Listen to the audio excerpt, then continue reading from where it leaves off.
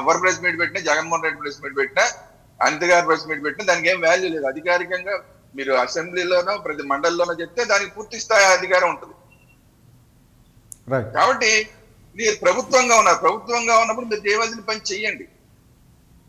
ఇంకా అంబటి రాంబాబు గారి విషయానికి వస్తే, అంబటి రాంబాబు గారు అది క్వైట్ న్యాచురల్. ఆయన చెప్పిన దాంట్లో తప్పే ఉంది. ఆయన నేను ఈ ప్రభుత్వాన్ని కూటమి పడగొట్టడం లక్ష్యం అన్నాడు. ప్రతిపక్షంగా ఆయన జైలుకి వెళ్ళినా వెళ్ళకపోయినా ఆ లక్ష్యం అదే ఉంటుంది. ఏ పక్షం ఎవరికైనా సరే ప్రతిపక్షం ఉన్న తర్వాత అధికార పక్షాన్ని పడగొట్టి వాళ్ళ అధికారంలోకి రావడం లక్ష్యంగా ఉంటుంది. దాన్ని కూడా మనం తప్పట్టాల్సిన అవసరం లేదు. బట్ ఇప్పుడు చూడండి, ఇప్పుడు ఈ కల్తీ నెయ్యి అని మాట్లాడతారు. ఇక్కడేమో కల్తీ నెయ్యి అని మాట్లాడతారు. ఆ వలీ గారు ఎవరో ఉన్నారు, ఆయన కోవబ్బన్న ఆయన కల్తీ చేశారు. బయట వాళ్ళు మాట్లాడితేనేమో అది తప్పు అంటారు. ఇక్కడ టీడీపీ వాళ్ళు ఏమంటారు, అసలు తక్కువ రేటుకి ఇక్కడ వస్తుంది అంటారు. పాల రేటు పెరిగింది అంటారు. పాల రేట్ ఏమో ఇక్కడ పెరిగింది అంటారు. అందుకనే మేము రేట్ పెంచాము ఇందాపూరికి అంటారు. అక్కడ మాత్రం మరి పాల రేటు పెంచి అంత ఉంటే కనుక ఇంత తక్కువకి ఎలాగ వస్తున్నాయి అని అక్కడ వాళ్ళు ప్రజలు వలీ గారిని అడిగితే, కోవబ్బన్న వలీ గారిని అడిగితే అది మాత్రం తప్పు అంటారు. అంటే తెలుగుదేశం చేస్తే రైట్, బయట వాళ్ళు ఎవరన్నా చేస్తే ప్రజలు, సామాన్య ప్రజలు బయట వాళ్ళని అడిగితే తప్పు. ఏంటి ఒకటి ఎవరు చేసినా అంటే మీరు అన్నట్లు ఇక్కడ ఒకటి అక్కడ ధోరణి ఇక్కడ ధోరణి ఏ పార్టీ చేసినా అది తప్పు. ఎందుకంటే అందులోని ఇది కల్తీ నెయ్యి మాత్రమే కాదు, ఈ కల్తీ నెయ్యి వ్యవహారం వెనక టీటీడీ లాంటి ఒక సంస్థ ఉంది. అంటే టీటీడీ లాంటిది అది మీకు మనకు సంబంధించింది కాదు, చాలామంది కోట్లాది మంది భక్తుల మనోభావాలకు సంబంధించింది. ఆ విషయంలో కూడా ఒక స్పష్టత లేకపోవడం కొంత కారణం. రెండు పార్టీలకు సంబంధించి ఏ పార్టీలు చేసిన అవునండి, అక్కడేమో హిందువుల మనోభావాలకు సంబంధం, దానికి మీరు వాల్యూ ఇస్తారు తిరుమలలో. ఇక్కడ హిందువుల మనోభావాలు, ఇది హిందువుల మనోభావమే కదా, దీనికి మాత్రం వాల్యూ. వీళ్ళందరూ సన్నాసులు అని చెప్తారు. ఇక్కడ క్వశ్చన్ చేసిన వాళ్ళు సన్నాసులు అని చెప్తారు, అక్కడ క్వశ్చన్ చేసిన వాళ్ళు మేధావులు అని చెప్తారు. ఏంటిది ఈ తేడా ఏంటి? అక్కడ హిందువుల మనోభావాలే, ఇక్కడ హిందువుల మనోభావాలే. ఒక చోట సన్నాసులైన వాళ్ళు ఒక చోట మేధావులు అట్టయ్యారు, లేదంటే ఒక చోట మేధావులైన వాళ్ళు రెండో చోట సన్నాసులు అట్టయ్యారు. ఒక చోట కల్తీ జరిగితేనేమో అది రైటు, ఒక చోట కల్తీ జరిగితేనేమో అది తప్పు. కల్తీ అంటే ఐ మీన్ క్వాలిటీ తక్కువ. అక్కడ క్వాలిటీ తక్కువ అయితే రైట్, ఇక్కడ క్వాలిటీ తక్కువ అయితే తప్పు. అక్కడేమో మీరేమో ప్రతిపక్షాన్ని వైసీపీని ప్రశ్నిస్తారు. ఇక్కడ రెండు విరుద్ధాలు. ఇక్కడ ఒక వ్యక్తికి సంబంధించినటువంటి అంశం, అక్కడ ఒక వ్యవస్థకు సంబంధించింది, భక్తులకు సంబంధించిన అంశం. ఎస్, ఒకసారి మనం వైసీపీ దగ్గరికి వెళ్దాం. మళ్ళీ మీ దగ్గర వ్యవస్థ కదా, మీ దృష్టిలో ప్రజల వ్యవస్థ కదా అంటున్నా నేను. మీ దృష్టిలో ప్రజల వ్యవస్థ కదా, వ్యక్తి ఏంటి? అక్కడ మీరు దాని స్వీట్ అనండి. అయితే మీరు అక్కడ దాని స్వీట్ అనండి. భక్తుల మనోభావాలు, హిందువుల మనోభావాలు అనకండి. మీరు అక్కడ కూడా దాన్ని ఒక స్వీట్ అనండి. స్వీట్ అంటే కనుక పర్వాలేదు. ఇప్పుడు నేను ఇది ఒకటే శ్రీరామ్ గారు, అది వారు మాట్లాడుతున్న భాష. ఎందుకంటే అది మాట్లాడాల్సిన అంశం కాదు. ఖచ్చితంగా అది తిరుమలకి సంబంధించిన లడ్డూలోనే వచ్చింది కల్తీ నెయ్యి వ్యవసాయం. అవును, అదే అంట. ఇప్పుడు దాని స్వీట్ అంటే కనుక ఎవరికి ఇబ్బంది లేదు. మీరు దాన్ని ప్రసాదంగా భావించాం కాబట్టి, అది ప్రసాదంగా స్వీకరిస్తున్నాం కాబట్టి దానికి ఒక క్రెడిబిలిటీ ఉంటుంది. అదే అంటే మీరు హిందువుల మనోభావాలని ఒక దగ్గర, హిందువుల మనోభావాలు కాదని ఒక దగ్గర అనొద్దండి అని చెప్తున్నా. ఎవరినైనా, మిమ్మల్ని కాదు నేను అనేది, యాంకర్ గా మిమ్మల్ని కాదు, ఇన్ జనరల్ చెప్తున్నా.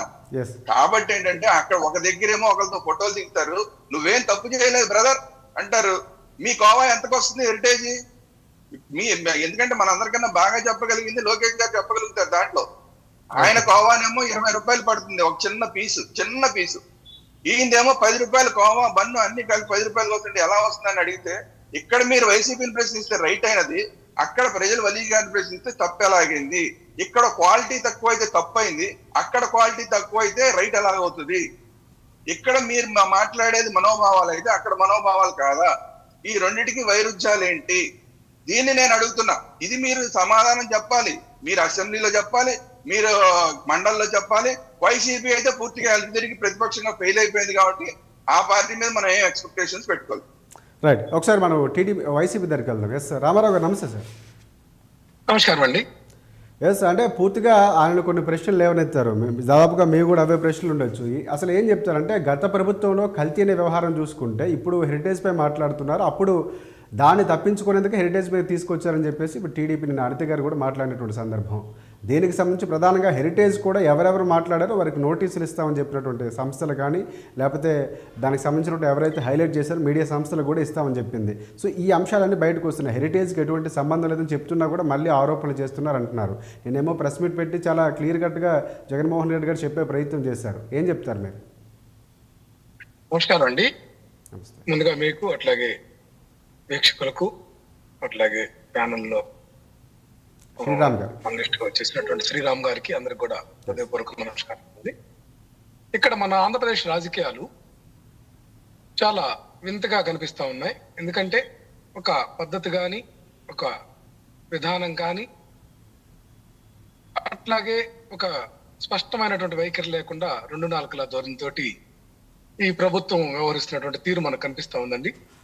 ప్రధానంగా మనం చూస్తే ఇక్కడ అసెంబ్లీ కానీ, మండలి కానీ, శాసన మండలి కానీ, లేదా కౌన్సిల్ కానీ రెండు కూడా చట్టసభలకు సంబంధించినటువంటి అంశం అనేది మనకు తెలిసింది. అయితే ఇక్కడ శాసనసభకు సంబంధించి స్పీకర్ గారికి మా నాయకుడు జగన్మోహన్ రెడ్డి గారు సెప్టెంబర్ 24, 2024 ఒక లేఖ రాశారు. ఎందుకంటే అన్ని విషయాలు విశదీకరిస్తూ ఇక్కడ వైసీపీని ప్రధాన ప్రతిపక్షంగా గుర్తించాలని ఆయన ఆ లేఖలో కోరితే అక్కడ ఏమాత్రం జవాబుదారీతనం లేకుండా స్పీకర్ గారు పక్షపాత వైఖరితోటి నిరంకుశత్వ నియంతృత్వ విధానాలకు తెరదీస్తూ ఈ రోజు వరకు కూడా లిఖితపూర్వకంగా సమాధానాలు చెప్పకుండా ఎక్కడో పబ్లిక్ మీటింగ్స్ లోను అన్యాపదేశంగాను మాట్లాడినటువంటి మాటలు మనం గమనించాం. అట్లాగే స్పీకర్ గారి వైఖరి గతంలో కూడా చూసాం మనం. ఏదైతే అసెంబ్లీ బయట, ఏదైతే పబ్లిక్ మీటింగ్స్ లో కూడా మా మహిళా నాయకురాలు రోజా గారి గురించి చాలా అసభ్యకరమైనటువంటి మాట్లాడినటువంటి విధానం అయితేనేమి, మా నాయకుడు జగన్మోహన్ రెడ్డి గారి గురించి కూడా ఎన్నికల రిజల్ట్స్ వస్తున్నటువంటి సందర్భంలో తన మిత్రులతోటి సహచరులతోటి మాట్లాడినటువంటి ఆ యొక్క విధానం కూడా ఇది ప్రజాస్వామ్యానికి కానీ అట్లా చట్టబద్ధంగా కానీ ఆక్షేపణీయమండి. కానీ అటువంటి వ్యక్తిని స్పీకర్ గా పెట్టారు. కానీ మేము ఎక్కడ దాన్ని ప్రొటెస్ట్ చేయలేదు. మేము చెప్తున్నది ఏంటంటే మా నాయకుడు జగన్మోహన్ రెడ్డి గారు రాసినటువంటి లేఖకు ఎస్ఆర్ నో ఈ రోజు వరకు కూడా ఎందుకు చెప్పలేదనేది దాన్ని ప్రొటెస్ట్ చేస్తూ మేము అసెంబ్లీ స్పీకర్ వైఖరిని నిరసిస్తూ శాసనసభ పోవట్లేదు. అదే విధంగా చూస్తే శాసన మండలిలో అందరూ కూడా ఫుల్ ప్లెడ్జ్డ్ గా అటెండ్ అవుతున్నారు. ఏదైనా వీళ్ళు ఒక దుర్మార్గమైనటువంటి ప్రచారం ఏంటంటే అసెంబ్లీకి రావట్లేదు, శాసన మండలి కౌన్సిల్కి వస్తున్నాం కదండి, అక్కడ ఆన్సర్ చెప్పకుండా మొహం చాటేస్తున్నారు. ఇది ద్వంద్వ వైఖరి. ఇది శ్రీరామ్ గారు కూడా గమనించి కోట్ చేసినందుకు ఆయనకు ధన్యవాదాలు. మరి ఇక్కడ కల్తీ అనేటువంటి విషయం వస్తే ఆంధ్రప్రదేశ్ లో మనం చూస్తా ఉన్నాం. ఈ రోజు 4.0 అంటున్నటువంటి చంద్రబాబు నాయుడు గారు లోపభూయిష్టంగా పాల రంగంలో, ఏదైతే డైరీ రంగంలో ఆయన యొక్క సంస్థ ఉంది హెరిటేజ్, దానికి అనుబంధంగా లేకపోతే దానికి ఆ బినామీగా లేకపోతే దానికి డొల్ల కంపెనీగా దాన్ని పెట్టుకున్నటువంటి ఇందాపూర్ లాంటి కంపెనీలను పెట్టి సరఫరా చేశారనేది, అంటే ఈ కల్తీ అనేటువంటి విషయము కల్తీ చేసిన వాళ్ళకి ముందుగా తెలుస్తుంది కాబట్టి అతను కల్తీ జరిగిందేమన్నటువంటి అనుమానంతో, లేకపోతే పవన్ కళ్యాణ్ గారు కూడా గతంలో నాకు రూట్ మ్యాప్ ఇస్తే నేను ఆ రూట్ మ్యాప్ ప్రకారం వెళ్తానన్నాడు. ఇప్పుడేమన్నా ఎవరైనా రూట్ మ్యాప్ ఇచ్చి ఈ యొక్క హిందూ మతంలో ఖచ్చితంగా పార్షియాలిటీ తీసుకురావాలనేటువంటి ఒక కుట్ర కోణంతో ప్రభుత్వం వైఖరిస్తున్నటువంటి వైఖరి మనకు బయటపడింది. ఎందుకంటే జంతు కొవ్వు, పంది కొవ్వు, లేకపోతే చేప నూనె అటువంటి అవశేషాలు లేని సాక్షాత్తు ముఖ్యమంత్రి, ఉప ముఖ్యమంత్రి అటువంటి వ్యక్తులే, ఆ స్థాయి ఉన్నటువంటి వ్యక్తులు ఆ యొక్క బాధ్యత కలిగిన